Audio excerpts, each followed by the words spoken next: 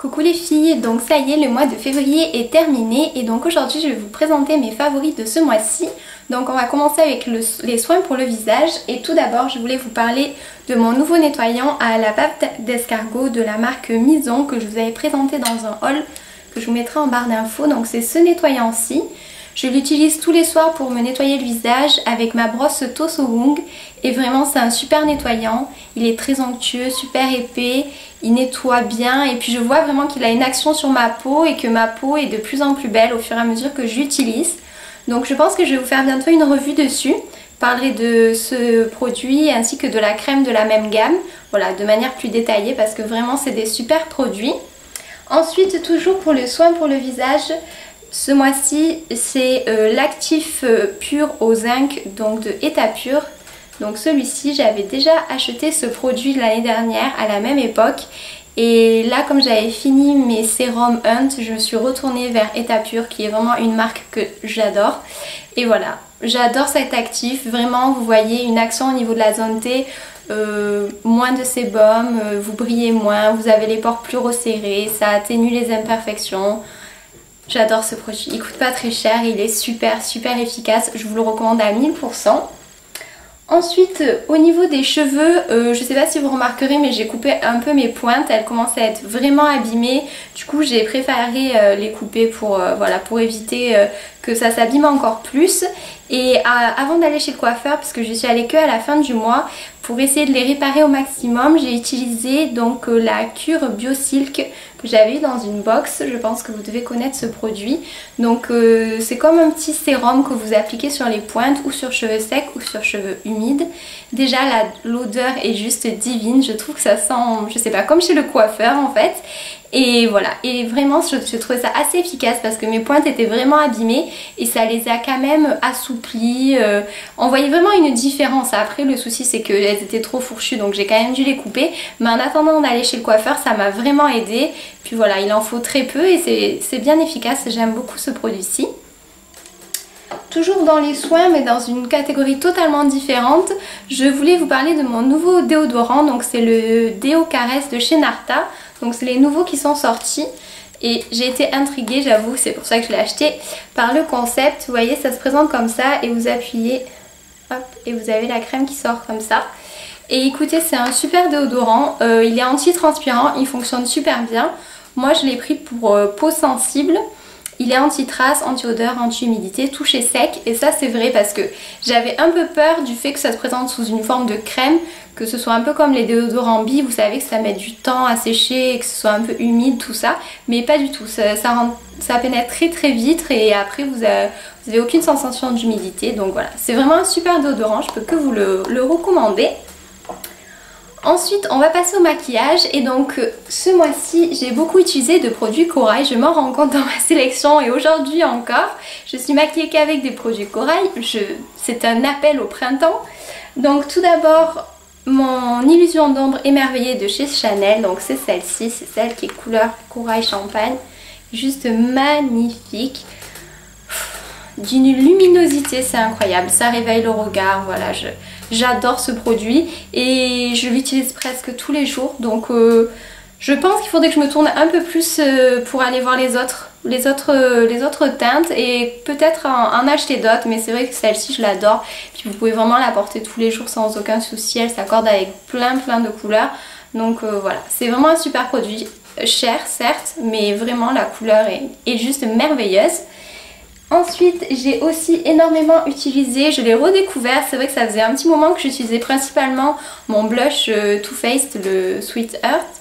Et ce mois-ci je me suis retournée vers mon blush Coralista, donc que voici, je pense que vous connaissez. Donc pareil, c'est un corail irisé mais juste magnifique, je le porte encore aujourd'hui. Il vous donne tout de suite bonne mine sans faire trop, c'est vraiment le blush parfait, voilà. Il vous donne bonne mine mais ça se remarque pas forcément, mais tout de suite ça met le visage en valeur.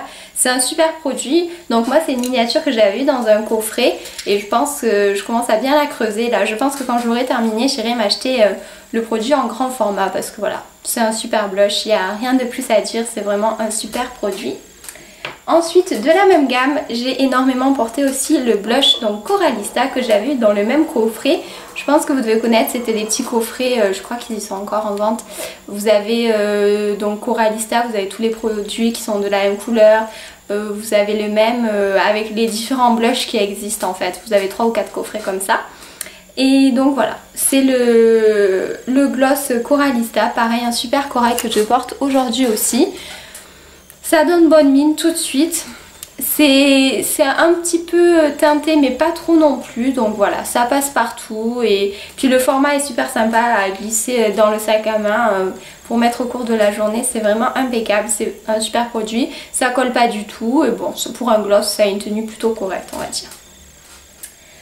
Ensuite pour le teint toujours, j'ai ressorti mon bronzer de chez Make Up Forever, donc c'est le Matte Bronze. Se présente comme ceci. On n'en parle pas des masses des bronzers de chez Make Up Forever. Je trouve qu'ils sont plutôt pas mal pourtant, donc vous voyez. Moi j'ai la teinte 30. Donc voilà, je crois que c'est la 3e teinte. Il est très pigmenté par contre, ça c'est un souci. Tout est relatif. Moi je l'utilise pour faire un peu de contouring parce que là pour donner un peu de couleur au visage. Et il faut faire quand même très attention, il faut l'appliquer doucement, avec parcimonie, parce qu'on peut très vite se retrouver avec un trait marron. Et du coup pour l'appliquer j'utilise mon petit pinceau de chez Real Technique, donc le contour brush, celui-ci.